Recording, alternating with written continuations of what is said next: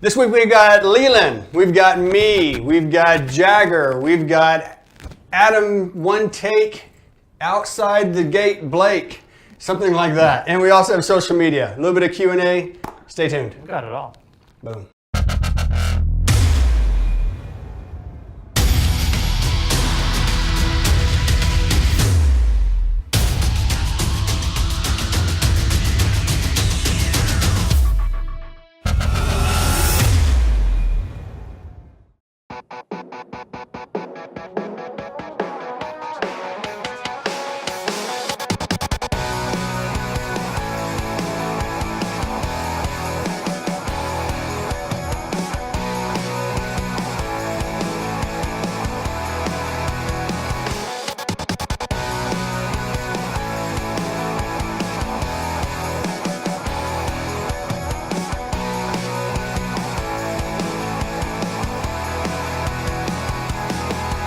Hey, welcome to This is Gravel. I'm Bobby Thompson. Sitting next to me is LeLan Danes. LeLan, how are you doing? I am wonderful, Bobby. How was the show 2 weeks ago that I wasn't on? I think it was marvelous.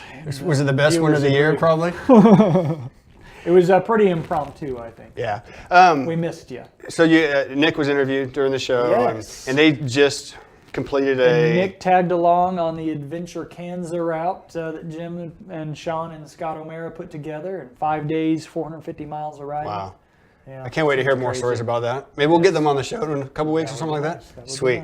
Nice. Normally I ask what's new, and we just talked about what's not new for either one of us. So what's new for you? Yeah, well, pretty much nothing for the usual. No, Freedom Fest is coming up for us. You know, anytime there's something new for me, it's what am I working on next? Right. And not, Freedom Fest is not riding. Sure. Emporia is the founding city of Veterans Day. If you don't know, now you do. Founding city.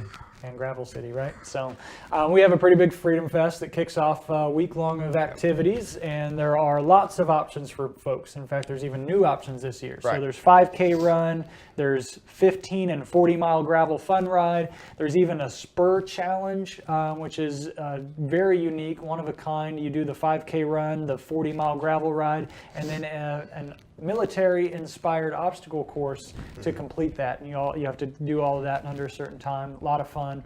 And then new this year is a disc golf. I like that. Disc golf challenge, and it is a pop-up course at Soden's Grove. So can't be duplicated, won't be done again unless we do this again next year. But that's always kind of fun to play on a new course that you don't get to play on all the time. And so we've kind of combined everything that Emporia does well: disc golf, riding bikes, and supporting our veterans. And it's just going to be a great day. I think it's perfect. Yeah, perfect and you can still get signed up.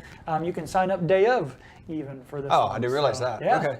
So it's not too late. The forecast is like 66 degrees and sunny. We start about 9:30 in the morning. The overnight lows in the mid 40s. So even by 9:30, it'll probably be around 50 degrees and just fine for November 5th. That's awesome. Good. Yeah. So that's what I'm doing. I'm actually going to be, I think I'm going to volunteer if I haven't already. I volunteered, but I don't know if Jim's ready yet because he's been out on his tour. Yes. So I want to be sweeping in the Jeep that day. So excellent. I figure I've done enough riding. I'm going to get out there and have a little fun with the riders. And well, it's good to support yeah. events every now and again. You can't ride in them all financially or from a time perspective, but if you can get out there and just spend a couple hours helping out, that's always a good time too. Perfect. But what have you been up to? I saw some pictures on the internet of a podium. Yeah, well, I gave single speed another run, which I'm really enjoying it. It's it's a different take on riding for me. Not for a lot of you guys out there, but for me, guys and gals out there, but definitely for me. So it helps me a little bit. I tend to lose focus. My mind wanders during a ride, and definitely with single speed, it gives me time to kind of wander in between the hills. But when the hill comes up, you got to really focus to get over that hill. So so it's been a lot of fun. So we did 45 miles up in is it Wabaunsee County? Wabaunsee County hills up there. So which amazing riding are known as some great views up there. Oh so, yeah. I think there was like 30 of us who rode that day. So it was a good day. We just finished. What I'm most, I think, proud of recently is we just finished doing the season for the casual Thursday night ride, which we saw this year. We saw highs of groups in the 30s, and I don't think we ever got any smaller than maybe 10. every Thursday night. We tried to keep it between 10 to 14 miles per hour, and I got to see a lot of new people this year, and that's kind of what I was gearing that ride for. We've got a lot of riders in Emporia. I mean, it's a huge cycling town. We started, when cycling was really taking off, there was one group ride each week. That was the one community group ride. And now and those would be 50 to 60 sometimes. But now, just given people's time constraints and different groups, there's 3 or 4 group rides each week, probably totaling 100 unique riders each week going out for weekly group rides. That's phenomenal. And each ride has its own little niche, that it's the speed niche and route niche, the distance that it's kind of filled. So, Emporia is a great place to be living right now. So, we just finished that season up. It's getting cold outside. So you talked. The sun's going down. Right. We talked briefly about the single speed thing. That was the first ride this year that we showed up and it was probably low 30s. For the first half hour, you have your fingertips all tingling and a little bit numb, and then luckily as the day went on, it was full sun. So within 45 minutes, you were unzipping a little bit and you were warm. So, but it was the first cold weather ride for us here in Emporia, Kansas.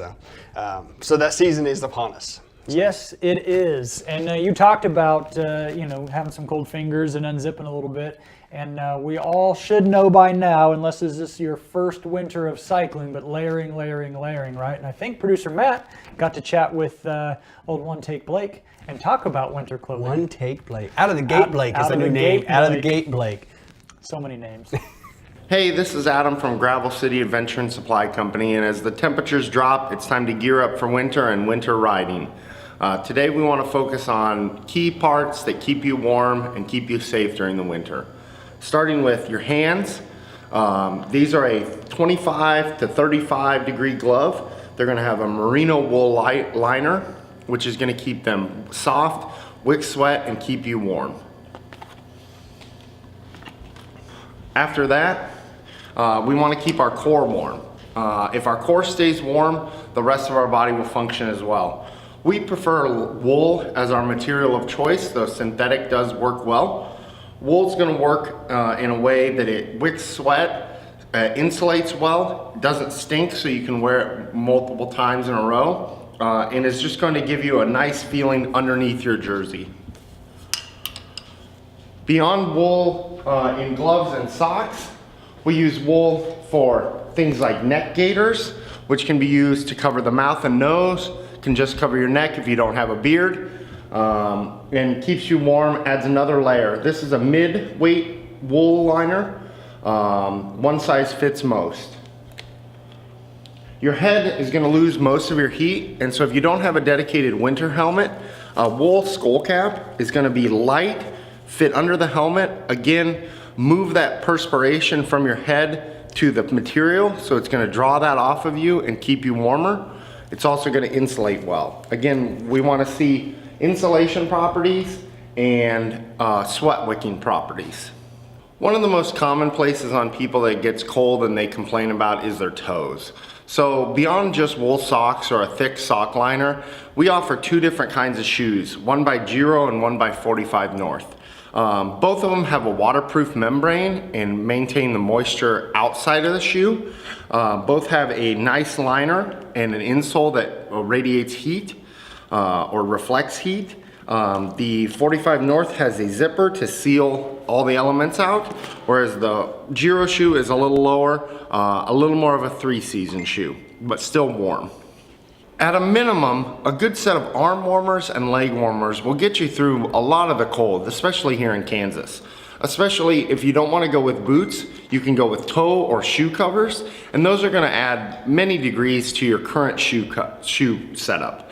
Toe covers don't stay as secure as a full boot, but are going to work in a pinch. These are dry-fiant toe covers from lizard skins. Anytime you have questions about layering or the materials used to succeed in the cold, swing on down to Gravel City Adventure and Supply, where we can give you all the tips and tricks to make your year-round riding a success. Thank you, Adam. I actually have a pair of those 45 North boots. Had them for a year now, and I wear them in the morning sitting around the fireplace. Your toes get all toasty. Amazing. Yeah, you don't even have to go riding those things. Just buy you a pair, chill out at the house. So, hey Matt, have you gotten any social media with the new cold weather this year? Anyone else riding in the cold yet? We have gotten some. We have gotten some? Yes. All right, let's go into Matt's little social media segment.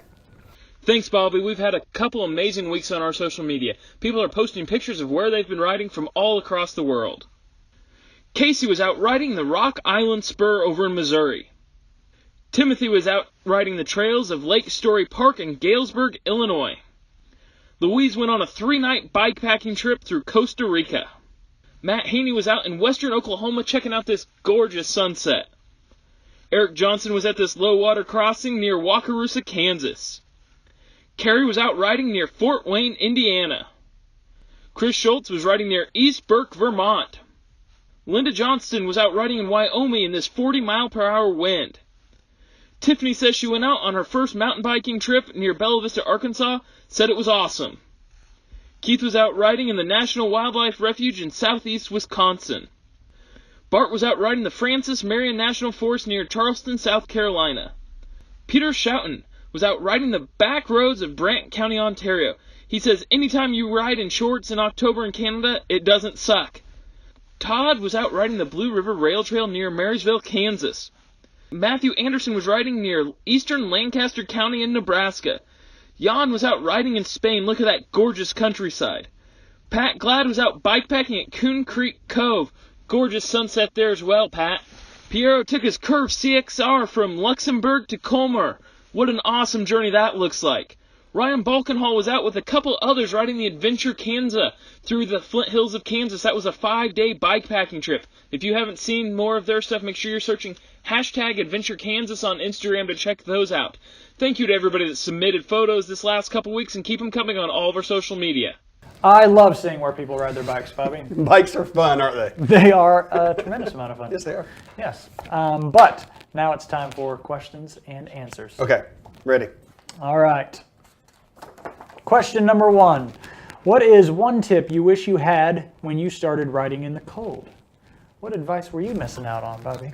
To not just put on normal cold weather clothing to go ride. Not the same. No, you don't put on thermal underwear. You don't put on the big bulky heavy coat and expect to stay warm on a ride or comfortable on a ride. So. There you have it. How's that? No long underwear. No long underwear. On the cold weather. Come to find out, it really absorbs the sweat. So. Yeah, wool is good. Right. What about you? Bar mitts. I don't know how many gloves, how many different types of gloves I've gone through over the years. And here in the Midwest, here in Kansas in particular, I'm not convinced that any pair of gloves is sufficient. Those neoprene bar mitts will block the wind like no other, and that's really what you're trying to do. The other nice thing about it is not only will it block the wind, keep your hands warmer, but you can wear lighter gloves so that you can actually get into your bag when the time comes. You don't have these big bulky lobster gloves on, and you can't get to your food and water and that sort of thing. So bar mitts to me were a huge revelation that I wish I'd have known from the get-go. I agree. I kind of stepping stoned all the way up to the lobster gloves. Yeah, and nothing was working, and then, I agree. Because of the wind that we have here. That's right. So. Okay. Number 2. Does your nutrition change during colder weather rides? Well, if you're asking does it, the answer is probably yes, it does. But if you're asking should it, the answer is no, it probably shouldn't. I mean, yeah, you're not going to drink as much as you would in 100-degree heat. I think we would all assume that. But you still need to drink water and consume calories. And it's all pretty much predicated on the length that you're riding. But your body is going to be trying to maintain a core temperature, and so you're still burning calories, and you're still exercising, you're still consuming fuel, and so you need to replace that. So by and large, continue to drink. You could probably go a little less on the electrolytes. You're probably not going to sweat out a lot of sodium unless you're overdressed and that sort of thing, but you still need to consume some carbohydrates, drink some water. I don't have much to add to that, so you're right. Well, there you go. I mean, I could argue. It's tough. But It's my hard. only argument is that, yes, it does, and I mean, I agree with you that it shouldn't. So I'm just, during the winter, I become horrible with that kind of stuff. So I eat less, I drink less. Yeah. So, that 45-mile ride I had over the weekend, I drink 1 bottle of water. And obviously that probably wasn't great, but. If you're sitting here watching and you're doing some cyclocross races, those are 45 to 60 minutes tops. You can get by with next to nothing, right, in that amount of time. Just get some food in afterwards and recover. And so just think about how long you're going out and what you're trying to do. Not a lot of winter racing, so enjoy yourself. If you're just out there to get some training miles in, stop Yeah. and eat some food. Yeah. You know, you're not trying to set records this time of year. Do you change bikes for winter riding? Do you have a special winter bike? I would, okay, let me answer it this way. I tend to go through all the bikes that I own during the winter. Because during the winter it's kind of, during the summer, spring, and fall, you're going to so many events that you want to be comfortable. I want to be comfortable on the bike that I'm riding during those events. But during winter, I don't tend to go to as many events, and I'm just riding around and enjoying the day. It's shorter rides. It's usually an hour or two instead of going off on a 5-hour epical ride on the weekend. So I'll ride different bikes, and I'm like right now, I'm playing around with single speed. So I've ridden my fat bike more in the past month than I ever have. So yeah, I'll play around more. And the training factor, I have a dedicated bike on the trainer. So that is not the bike that I normally ride. So Yeah, well, and I would agree 100%. It has next to nothing to do with physical training and everything to do with mental. This is my fat bike time. Can't talk today. And it's not because we have good snow to play with in Kansas, right? We don't get a ton of snow, but it's just different. Like for all the same reasons you were talking about. We're not riding as long typically when it gets colder. It's a little bit warmer down in the trees and the trails, right? So it's fun to get out on a mountain bike this time of year just to shake it up and do something different. That's right. shake it up. Sorry. There it is. So yeah, if you've got another bike to play on, absolutely. Yeah. Shake it up. Shake it up. I lost track of what you were talking about because I saw this next question and I'm just like, this really came in. Okay, do you want me to just read it? Just go for it. Seriously, will the Incredible Hulk be in the next Star Wars? Who's it? Wait. Let's rephrase this. Could the Incredible Hulk beat a Jedi? That makes more sense. Well, that's even a dumber question. That's even an easier question. Yeah, of course, the Incredible Hulk could not beat a Jedi. I think I have to agree here. I mean, who's gonna stop the Force? I mean, okay, the Incredible Hulk, he's got strength. He's got punching. I don't think you can raise No, your way you through just the chop Force, off the right? arms, and I mean, he's just, what's he got left? You know, so I guess he could charge you, headbutt you. But no, yeah, they're not even close to So even the same lightsaber cuts galaxy. through mutant. As far as the Hulk being in the next Star Wars, there may be a Hulk-like figure in the background of some stupid cantina scene, but Jabba no. the Hutt. Is that That Jabba the Hutt is not anything like the Incredible Hulk. Oh, You don't even know what that is. You're just saying names, aren't you? I saw that somewhere. I'm sure you did see that somewhere. So no. But yes, the Star Wars movie is coming out in December. Oh, so we are are we all gonna go super see? stoked here. Yes, we will You gonna probably. let me tag along and watch? It depends. Are you going to make fun of it? I'm not gonna make fun of it, but I will ask questions every 60 Then I will seconds. put you in the next theater over, and I will sit in this one. Hey and we Bobby, can go sit who's together. this? No. Hey Bobby, what's happening? Who are these people? Help me out. Star Wars is awesome, and it coincides with bike culture. Okay, some way, shape, or form. Okay. That's all for today. That's all for today? I mean, share your pictures. Gravel Guru Facebook page. Hashtag this is gravel. Show us what you've been up to. That's all we really have. That's all we got for today. All right. Till next time. Thank you.